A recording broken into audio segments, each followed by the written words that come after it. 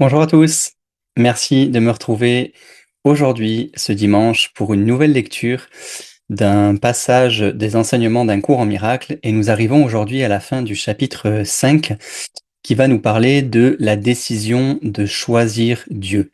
Ça va être un passage très intéressant, assez court, je l'espère un petit peu plus court que les fois précédentes. Et je vais, comme d'habitude, répondre à trois questions qui vont être plutôt des éclairages aujourd'hui de ce passage-là.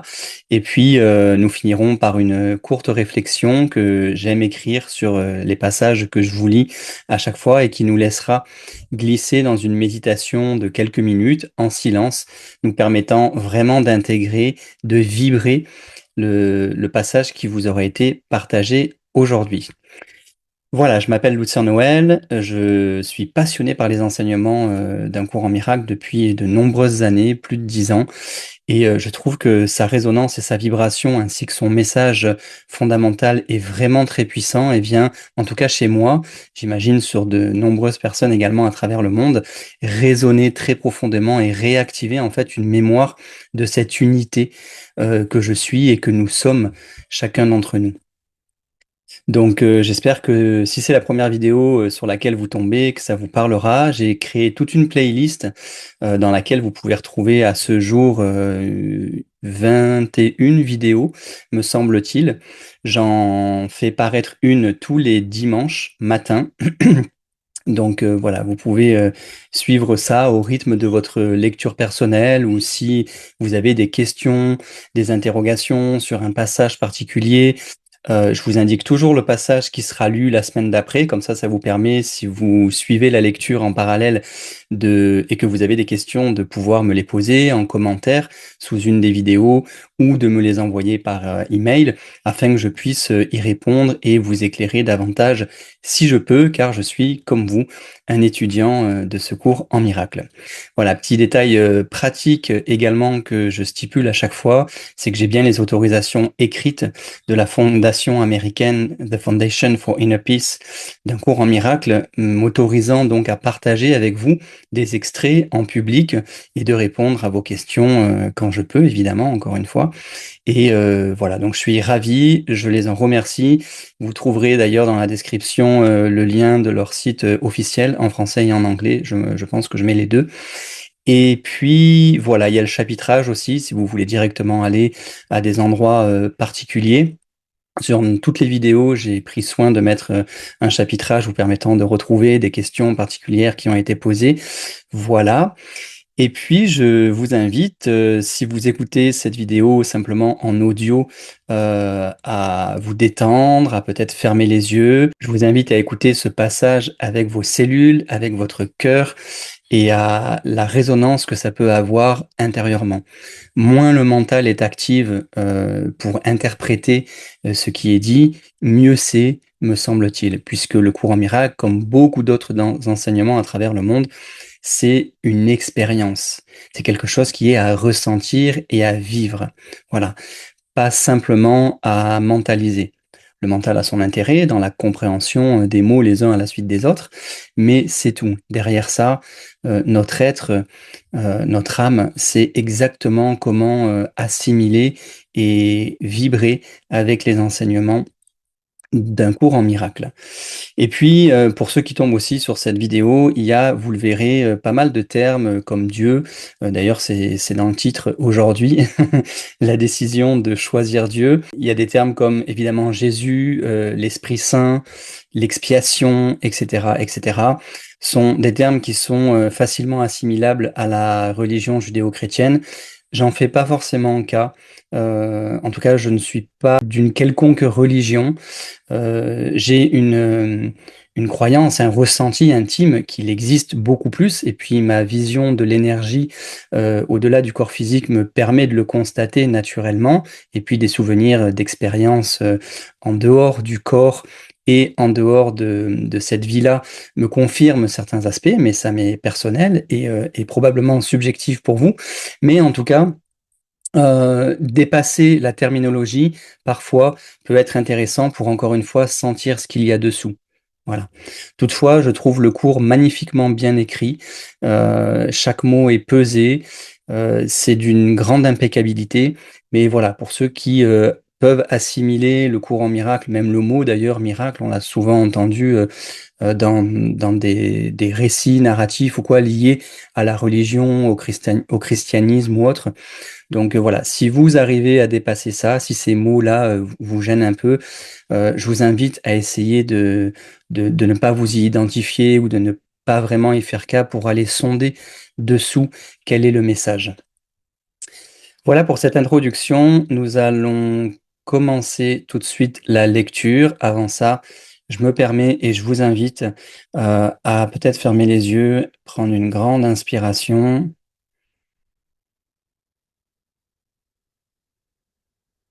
et à relâcher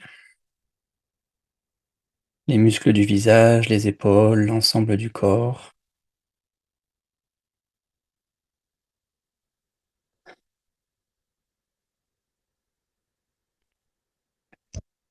Super. La décision de choisir Dieu. Crois-tu réellement pouvoir faire une voie capable de noyer celle de Dieu?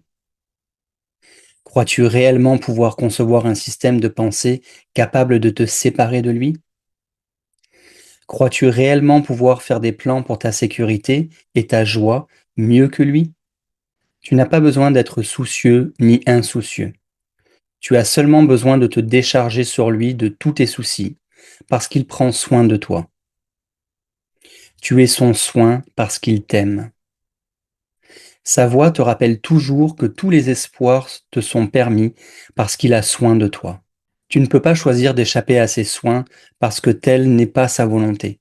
Mais tu peux choisir d'accepter ses soins et d'utiliser le pouvoir infini de sa sollicitude pour tous ceux qu'il a créés par elle. Il y eut de nombreux guérisseurs qui ne s'étaient pas guéris eux-mêmes. Ils n'ont pas transporté les montagnes par leur foi parce que leur foi n'était pas entière. Certains d'entre eux ont parfois guéri les malades, mais ils n'ont pas ressuscité les morts. À moins que le guérisseur ne se guérisse lui-même, il ne peut pas croire qu'il n'y a pas d'ordre de difficulté dans les miracles. Il n'a pas appris que chaque esprit que Dieu a créé est également digne d'être guéri parce que Dieu l'a créé entier. Il t'est simplement demandé de rendre à Dieu l'esprit tel qu'il l'a créé. Il te demande uniquement ce qu'il a donné, connaissant que ce don te guérira. La santé d'esprit est l'entièreté, et la santé d'esprit de tes frères est la tienne. Pourquoi écouterais-tu les incessants appels insans dont tu penses faire l'objet, quand tu peux connaître que la voie pour Dieu est en toi? Dieu t'a remis son pur esprit, et il te demande de lui remettre le tien. Sa volonté est de le garder dans une paix parfaite, parce que tu es avec lui d'un seul pur esprit. T'exclure toi-même de l'expiation, c'est l'ultime tentative désespérée de l'ego pour défendre sa propre existence. Cela reflète à la fois le besoin de l'ego de séparer et ton désir de te ranger avec son état de séparation. Ce désir signifie que tu ne veux pas être guéri. Mais le temps est maintenant. Il ne t'a pas été demandé de mettre au point toi-même le plan d'un salut parce que, comme je te l'ai dit plus tôt, le remède ne pourrait pas être fait par toi. Dieu lui-même t'a donné la parfaite correction pour tout ce que tu as fait qui n'est pas en accord avec sa sainte volonté. Je te rends son plan parfaitement explicite. Je te dirai aussi quel y est son rôle et quelle urgence il y a à le remplir. Dieu pleure sur le sacrifice, entre guillemets, de ses enfants qui se croient perdus pour lui. Chaque fois que tu n'es pas entièrement joyeux, c'est que tu as réagi avec un manque d'amour à l'une des créations de Dieu. Percevant cela comme un péché, entre guillemets, tu te mets sur la défensive parce que tu t'attends à être attaqué. La décision de réagir de cette façon t'appartient, et elle peut donc être défaite. Elle ne peut pas être défaite par le repentir au sens habituel, parce que cela implique de la culpabilité. Si tu te permets de te sentir coupable, tu renforceras l'erreur plutôt que de lui permettre d'être défaite pour toi. La décision ne peut pas être difficile. Cela est évident quand tu te rends compte que tu dois déjà avoir décidé de ne pas être entièrement joyeux si tu ne l'es pas. Par conséquent, la première étape pour défaire cela consiste à reconnaître que tu as pris activement la mauvaise décision, mais que tu peux tout aussi activement prendre une autre décision. Sois très ferme avec toi-même là-dessus et reste pleinement conscient que défaire est un processus qui ne vient pas de toi, mais qui néanmoins est en toi parce que Dieu l'a placé là. Ton rôle consiste simplement à ramener ta pensée au point où l'erreur a été faite, puis à la remettre en paix à l'expiation. Dis-toi ce qui suit aussi sincèrement que possible, en te souvenant que le Saint-Esprit répondra pleinement à ta moindre invitation. Donc là, je cite les 4 phrases. J'ai dû prendre la mauvaise décision parce que je ne suis pas en paix. J'ai pris la décision moi-même, mais je peux aussi prendre une autre décision. Je veux prendre une autre décision parce que je veux être en paix. Je ne me sens pas coupable parce que le Saint-Esprit défera toutes les conséquences de ma mauvaise décision si je le laisse défaire. Choisir de le laisser défaire en lui permettant de décider de choisir Dieu pour moi.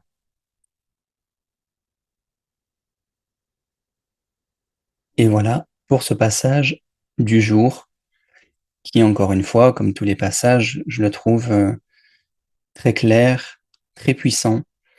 Et j'aime beaucoup l'aspect qui est évoqué sur les guérisseurs et qui renvoie directement aux 50 principes du courant miracle que vous pouvez trouver en début de livre. Et également le fait de revenir au moment où le choix a été fait.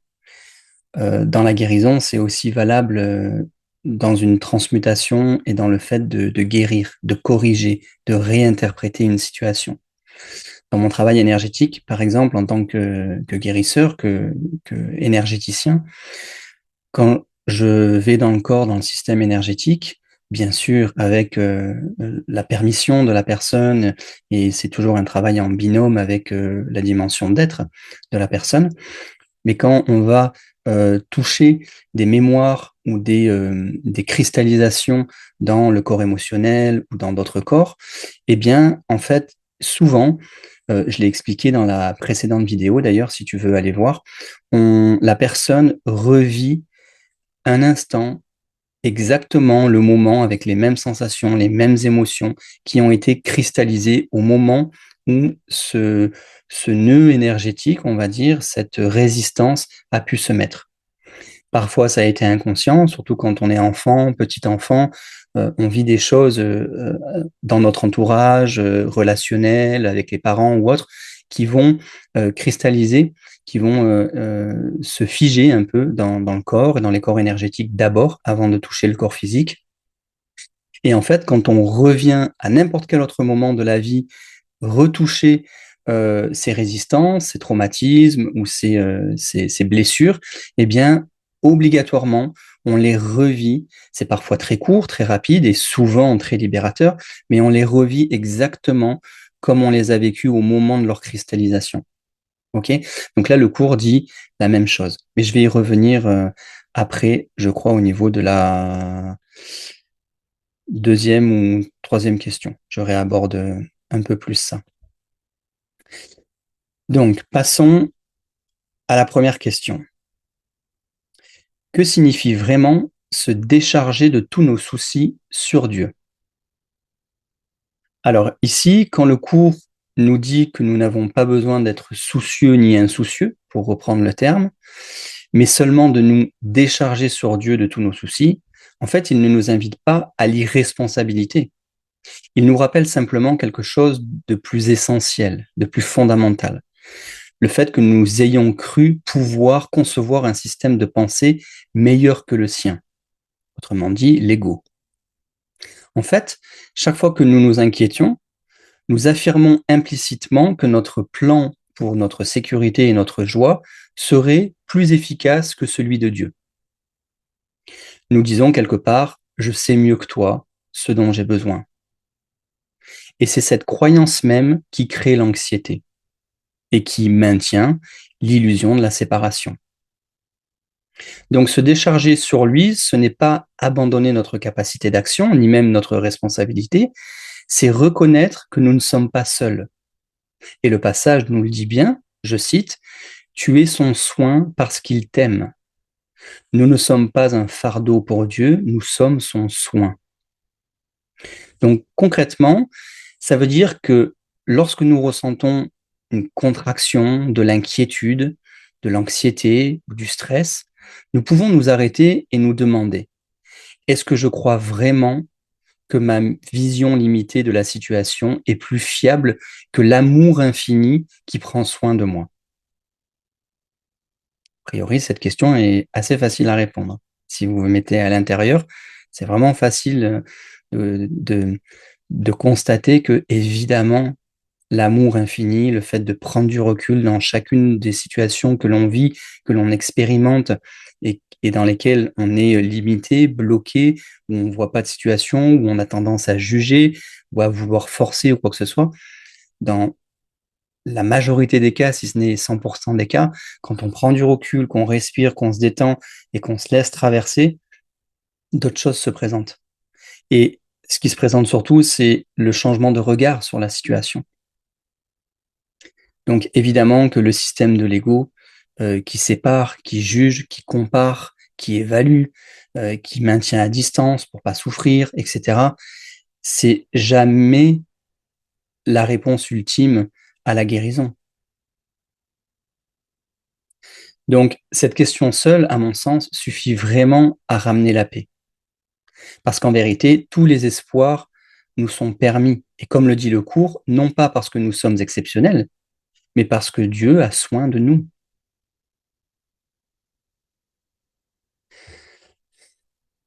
Passons à présent à la deuxième question. Pourquoi le cours nous dit-il que le guérisseur doit d'abord se guérir lui-même? Voilà, alors j'aime beaucoup cette question qui est très pertinente et qui remplit euh, un bon passage de, de ce texte. Euh, donc je vais reprendre la phrase. Je cite, « Il y a eu de nombreux guérisseurs qui ne s'étaient pas guéris eux-mêmes. Ils n'ont pas transporté des montagnes par leur foi parce que leur foi n'était pas entière. » Donc en fait, ça peut sembler un peu dur et radical, et le cours, de manière générale, est un peu comme ça. Et je trouve que c'est bien, parce que ça permet vraiment de cadrer les choses et de ramener l'esprit, ce qui est l'essentiel du cours en miracle, de ramener l'esprit à des pensées saines, à une perception juste. Et il n'y a pas de place pour de la demi-mesure. Le cours aime à dire que là où il y a de l'amour, il ne peut pas y avoir de peur. Et là où il y a de la peur, il ne peut pas y avoir d'amour. Donc on a souvent tendance à faire des compromis en disant oui, mais parfois je vis un peu l'amour et parfois il y a de la peur et il y a un, un panel de nuances au milieu. Pour le cours, c'est un peu plus tranché que ça. Donc voilà, c'est quelque chose à considérer, mais qui au fond, personnellement, me semble très très juste. Donc néanmoins, voilà, ça peut paraître un petit peu dur, mais il n'y a pas de jugement dans le cours. En fait, il nous montre simplement un principe spirituel. Tant que nous croyons qu'il existe un ordre de difficulté dans les miracles, nous n'avons pas encore accepté que chaque esprit que Dieu a créé est également digne d'être guéri. Donc, qu'est-ce que ça veut dire se guérir soi-même? C'est pas devenir parfait ou ne plus jamais avoir de doute. C'est accepter que nous sommes déjà entiers, parce que Dieu nous a créés entiers. C'est donc cesser de croire que notre esprit est cassé, abîmé, indigne. Et le cours nous dit, je cite encore, « Il t'est simplement demandé de rendre à Dieu l'esprit tel qu'il l'a créé. Pas de le réparer, pas de le perfectionner, juste de le rendre tel qu'il est déjà dans sa pureté originelle. » Donc là, je peux faire un parallèle avec notre propre expérience. Combien de fois avons-nous essayé d'aider quelqu'un tout en gardant secrètement le sentiment que nous étions nous-mêmes brisés? Combien de fois avons-nous donné à partir d'un lieu de manque en nous plutôt qu'à partir de la plénitude? Donc le cours ne nous dit pas d'attendre d'être parfait pour servir, il nous dit que notre service même est ce qui nous guérit, mais seulement si nous acceptons d'abord que nous sommes dignes de guérison. La santé d'esprit de tes frères est la tienne.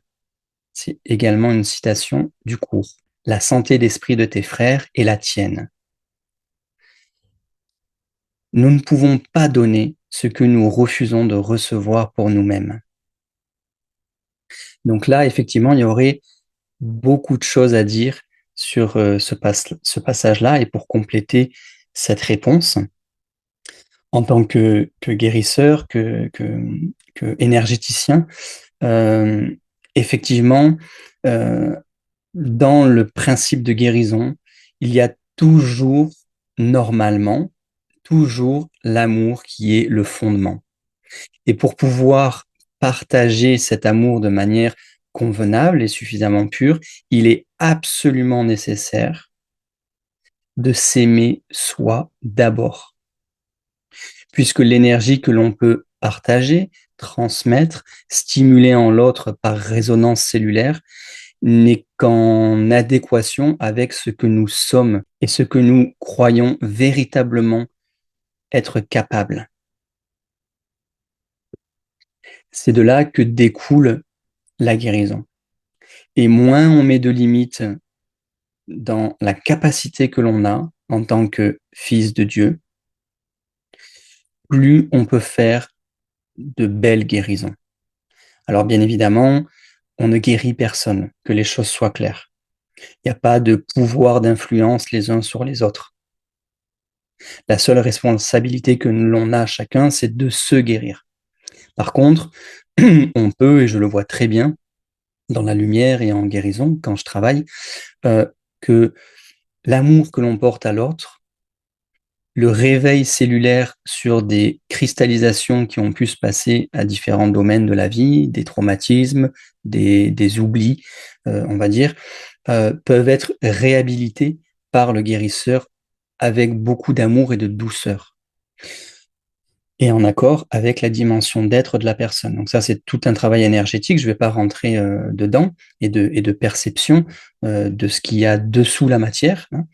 Mais en attendant, c'est bien évidemment la personne qui, à un moment donné, choisit d'être guérie, que ça soit par l'aide d'un guérisseur ou d'un thérapeute, ou par directement le Saint-Esprit ou d'autres êtres de lumière à des niveaux supérieurs. Mais il y a toujours ce choix intérieur qui est fait. On ne peut pas pousser l'autre à guérir alors qu'il n'en a pas envie. C'est un abus d'ego, clairement. C'est, en plus d'être pas faisable, c'est un abus d'ego. Donc c'est toujours important, je trouve, en tout cas moi dans ma déontologie, dans mon éthique d'accompagnant à la guérison, voilà ce qui pourrait être plus juste en termes de terminologie, de respecter ça. Et de toute manière, je ne vais jamais plus loin que ce que la personne est capable de recevoir. C'est pas possible. Ça ferait simplement faire déborder un vase de lumière alors qu'il est déjà plein. Il n'y a pas vraiment d'intérêt. Voilà. Donc il y a tout un travail aussi pour la personne qui souhaite accéder à sa guérison, de s'en remettre à elle-même déjà, avec confiance dans son processus intérieur, et puis d'avoir confiance en la personne qu'elle va consulter. Voilà. Et puis il y a aussi un autre aspect qui est évoqué ici, c'est qu'il ne s'agit pas d'attendre d'être parfait et d'être complètement guéri pour faire les choses. Toutefois, il est important de bien observer, et je le vois chez de nombreux thérapeutes, que leur histoire, là où nous en sommes en tant qu'humains, est exactement la même chose de là où nous en sommes en tant que guérisseurs. Donc, plus on nettoie et plus on est lucide, et plus notre conscience est rayonnante et lumineuse, plus on va pouvoir amener l'autre à des niveaux différents dans sa guérison, à partir du moment, bien sûr, où il en est prêt intérieurement. Mais on ne peut pas amener l'autre là où on n'a pas été intérieurement. Je pense que ça a du sens pour vous. On ne peut pas aider à traverser un pont si nous-mêmes nous l'avons pas traversé au moins une fois. Il faut avoir senti, il faut avoir vibré, il faut avoir reconnu en soi cette dynamique de lumière et d'Esprit Saint pour ramener l'autre au moins au même endroit. Dans la majorité des cas, en tout cas, c'est ce que moi j'observe. Donc, euh, et puis souvent, pour le thérapeute, là je fais une petite parenthèse pour les thérapeutes qui en seraient là dans cette vidéo, euh, c'est toujours important de bien dissocier sa propre histoire, même s'il y a un effet de résonance cellulaire dans le travail énergétique, ça je le constate toujours, nous sommes des facettes les uns des autres. Donc il y a forcément une dynamique de résonance cellulaire. Après, elle peut être vécue et ressentie de différentes manières. Si vous vous sentez débordé émotionnellement quand quelqu'un vit quelque chose dans une séance, probablement ça a de la résonance avec vous et vous en êtes à un endroit probablement assez proche de là où en est la personne. Puisqu'il y a une différence entre capter et ressentir les choses par empathie, voire compassion, et projeter sa propre histoire sur l'autre. Donc ça, en tant que thérapeute, après chacun fait ce qu'il veut, mais c'est, à mon avis, très important d'en avoir conscience, de sentir la différence qu'il y a entre sa propre histoire, la résonance qu'il peut y avoir avec la personne qui vient consulter et la propre histoire de la personne. Voilà. Parce qu'encore une fois, on avance tous ensemble, nous sommes tous dans le même bateau. Par contre, il y a des différences en termes de vibration, si je peux dire, de niveau vibratoire. C'est pas très correct de le dire comme ça, mais c'est ce qui me vient. Vous me pardonnerez la terminologie. Mais en tout cas, voilà, il est dans une certaine mesure essentiel d'avoir fait au moins un minimum sur soi pour ne pas être dans la projection de notre propre histoire et de notre qualité vibratoire sur l'autre, qui peut-être n'en est pas tout à fait là. Parce que la projection que l'on a, le désir, la volonté d'aider l'autre, peut parfois être un voile, et je l'ai souvent vu suffisamment conséquent, à croire que l'on agit sur l'autre, même avec une bonne intention, alors qu'en fait on ne fait que rayonner et projeter dans sa propre bulle de lumière, avec une image préconçue de là où en est l'autre. Donc voilà, je ferme la parenthèse parce qu'il y aura encore beaucoup de choses à dire. Après, on rentre dans des spécificités euh, particulières au niveau du travail de guérison, mais je trouve que ça vient toucher quand même ces aspects-là. Encore une fois, il ne s'agit pas d'attendre d'être parfait pour faire les choses et pour partager l'amour, pour donner des soins, pour aimer l'autre, pour utiliser ces outils, mais toujours dans une base intentionnelle la plus pure possible du cœur, dans l'écoute vibratoire de qui est l'autre, et à dissocier votre propre histoire de celle de la personne qui vient vous consulter. Voilà, je sais que ça pourra peut-être parler à des personnes que je connais et qui suivent également les vidéos, et puis peut-être à vous aussi, si vous êtes thérapeute ou si vous avez de la demande ou si vous sentez des choses vibrer en vous et que vous aspirez à faire ce chemin-là intérieurement déjà et puis aussi dans l'accompagnement. Voilà, c'est des choses que je fais aussi en parallèle. Donc, si vous voulez me contacter pour ça, c'est avec grand plaisir. Et puis, nous allons passer à la troisième et dernière question sur l'expiation. S'exclure de l'expiation. Et comment défaire cette décision? Alors, qu'est-ce que ça veut dire?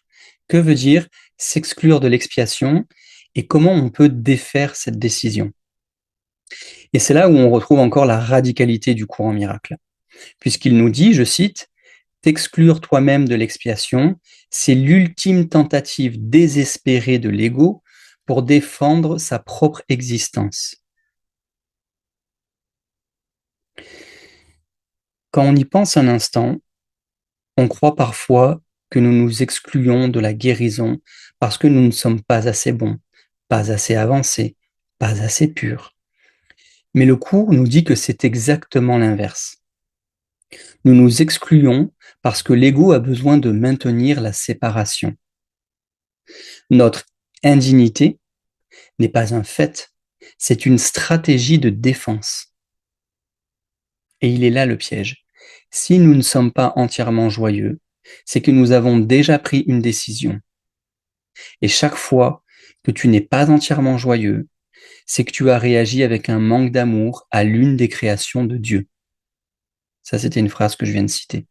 Chaque fois que tu n'es pas entièrement joyeux, c'est que tu as réagi avec un manque d'amour à l'une des créations de Dieu. Et cela nous inclut nous-mêmes, puisque nous sommes des créations de Dieu. Mais, et c'est là que réside l'espoir, le cours nous dit que cette décision peut être défaite, non pas par le repentir au sens habituel, parce que cela implique de la culpabilité, mais par un simple changement d'esprit. Et c'est là que on revient à ces quelques phrases en fin de paragraphe, le passage qui nous donne un processus très clair en 5 étapes. Et je cite, « J'ai dû prendre la mauvaise décision parce que je ne suis pas en paix. J'ai pris la décision moi-même, mais je peux aussi prendre une autre décision. Je veux prendre une autre décision parce que je veux être en paix. Je ne me sens pas coupable parce que le Saint-Esprit défera toutes les conséquences de ma mauvaise décision si je le laisse défaire. Choisir de le laisser défaire en lui permettant de décider de choisir Dieu pour moi. » C'est vraiment ce qui est magnifique ici. C'est que nous ne sommes pas responsables de défaire l'erreur nous-mêmes. Notre seul rôle, nous dit le cours, est de ramener notre pensée au point où l'erreur a été faite, puis à la remettre en paix à l'expiation. Donc ça rejoint ce que je vous disiez tout à l'heure sur le travail de guérison, que quand il y a un endroit qui est bloqué dans le corps et qui a engrammé une expérience passée, quand on vient la toucher, quand on vient mettre de la conscience dessus, en fait, la simple acceptation, souvent, permet de la revivre. Si vous avez vécu quelque chose quand vous avez 6 ans ou 7 ans et que ça a été cristallisé, eh bien, de retoucher ça, vous allez vous retrouver exactement à vos 5-6 ans, à vivre exactement la même chose, avec toutes les sensations corporelles que vous aviez à ce moment-là. Ok. Donc là, le cours fait le même parallèle. Moi, j'ai fait plutôt le même parallèle que le cours, qui est à la base, cette croyance en la séparation, qui fait tout ce que nous expérimentons là aujourd'hui, hein, chacun de nous, vous à travers l'écran, on croit à tout un tas de choses, nous sommes même pétris de croyances, tous. Eh bien, revenir à la base, progressivement à la base de cette croyance, nous permet de défaire, d'expier, au sens du coup de défaire, d'expiation, de corriger à la racine le fait que nous avons choisi de nous séparer de Dieu. Mais il ne revient pas à nous de corriger cela, simplement de prendre la responsabilité et de dire « Ok, je vais à la racine des choses ». À partir de ce moment-là, nous avons juste à laisser la dimension divine nous guérir, puisque l'expiation et les miracles ont été conjointement créés, si je peux dire, au moment de notre croyance en la séparation, au moment où l'ego a commencé à naître. Au moment où l'ego a commencé à naître, il fallait qu'il y ait un outil, l'expiation et le miracle, qui nous permettent de prendre conscience et de défaire cette illusion. Donc ça a été créé en même temps, simultanément. Quand nous avons commencé à nous séparer et à croire en cette séparation, le miracle et l'expiation faisaient partie du bagage, en fait. Donc c'est ce que nous dit le cours, c'était déjà en nous. Et on a juste à revenir vers ça pour que, en fait, c'est comme une clé et une porte. La clé, c'est de revenir en nous et de choisir l'expiation. Et c'est à ce moment-là que la clé se met dans la porte et que la porte, la grâce divine, à nouveau s'ouvre. et on retourne dans la conscience pleine et totale, unifiée, que nous sommes le royaume divin. Donc là, on est à un niveau beaucoup plus spirituel, dans le sens de l'esprit, en termes de guérison. On n'est pas sur des guérisons comme j'ai pu en faire le parallèle tout à l'heure, à des niveaux plus, on va dire, entre guillemets, inférieurs. On se comprend. Voilà. Donc, c'est simple, mais c'est pas toujours facile parce que ça demande de reconnaître que nous avons activement pris une mauvaise décision sans nous sentir coupables pour autant. C'est un enjeu particulier, il y a une certaine tension là-dedans entre l'ego qui a choisi la séparation et parfois de faire de, entre guillemets, mauvais choix suite à des mal-perceptions et pour autant de se dire, OK, je reviens à ça, je prends ma responsabilité pleine et en même temps, je ne suis pas coupable et je ne l'ai jamais été parce que la culpabilité fait partie de la préservation de cette illusion. Ça va loin, hein, parfois, c'est un peu Inception, quoi. On a vraiment l'impression de, ah bah oui, mais ok. Et il y a des enjeux qui tiennent que l'on a créés dans des sous-bassements parfois profonds de l'esprit et s'en détacher est pas toujours facile. Le concept de base, il est simple,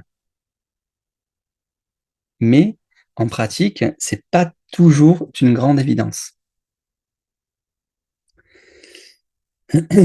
Donc voilà, c'est vraiment ce, ce parallèle entre reconnaître que nous avons pris une mauvaise décision, que nous avons cru pouvoir faire les choses par nous-mêmes, que nous avons cru que notre joie pouvait dépasser celle de Dieu, que notre système de croyance pouvait dépasser l'amour infini de Dieu, sans être pour autant coupable.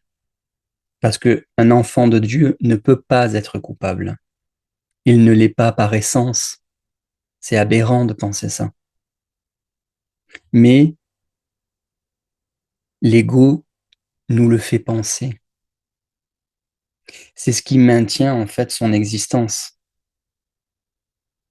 J'ai fait une vidéo, la vidéo précédente, sur la culpabilité et comment la culpabilité préserve le temps et comment en sortir pour accéder à l'éternité. Eh bien là, il y a une autre forme de réponse. Donc c'est vraiment un équilibre délicat. Assumer notre responsabilité sans porter le poids de la culpabilité. Mais quand nous le faisons, quand nous disons sincèrement ces phrases, eh bien, le Saint-Esprit répond parce qu'il attend notre moindre invitation, parce qu'il attend une invitation sincère. Et comme le disait Jésus, il ne s'agit pas de, de demander des dizaines de milliers de fois, une seule demande profondément ancrée dans le cœur et sincère permet la manifestation divine. Une seule fois.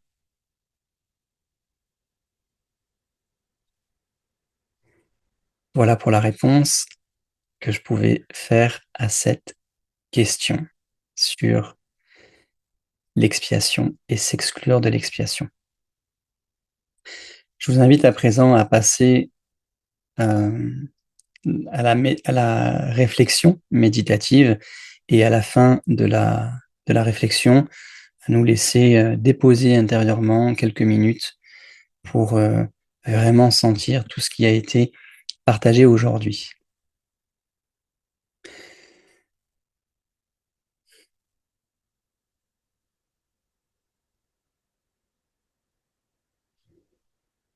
Ce passage nous ramène à une question très simple. Qui décide de notre vie? Qui décide pour notre paix? Nous avons cru parfois pouvoir créer une voie capable de noyer celle de Dieu. Nous avons cru pouvoir concevoir un système de pensée plus sûr, plus fiable que le sien. Et cette croyance nous a épuisés. Mais voici ce que le cours nous rappelle aujourd'hui. Nous ne sommes pas seuls. Nous sommes le soin de Dieu. Quand nous ne sommes pas en paix, c'est que nous avons déjà pris une décision. Et si nous l'avons prise, nous pouvons en prendre une autre. C'est aussi simple et aussi profond que cela. Le Saint-Esprit ne nous demande pas de défaire l'erreur nous-mêmes. Il nous demande juste de ramener notre pensée au point où elle a été égarée et de la lui remettre. C'est lui qui l'a défait. Nous, nous choisissons juste de le laisser faire. Alors respirons, et si nous le voulons, si vous le voulez, vous pouvez dire les 3 phrases suivantes intérieurement. Je veux être en paix. Je choisis de laisser le Saint-Esprit défaire ce que j'ai fait. Je lui permets de décider de choisir Dieu pour moi.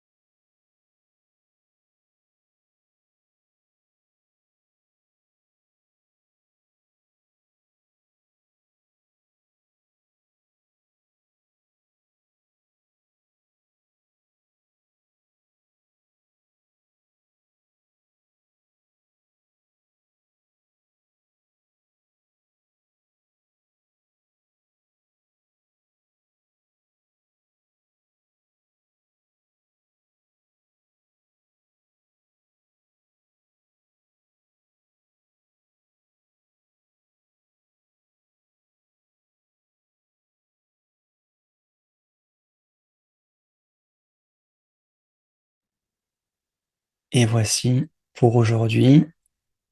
Je vous remercie pour votre présence, pour vos questions, pour votre écoute, pour votre cheminement intérieur.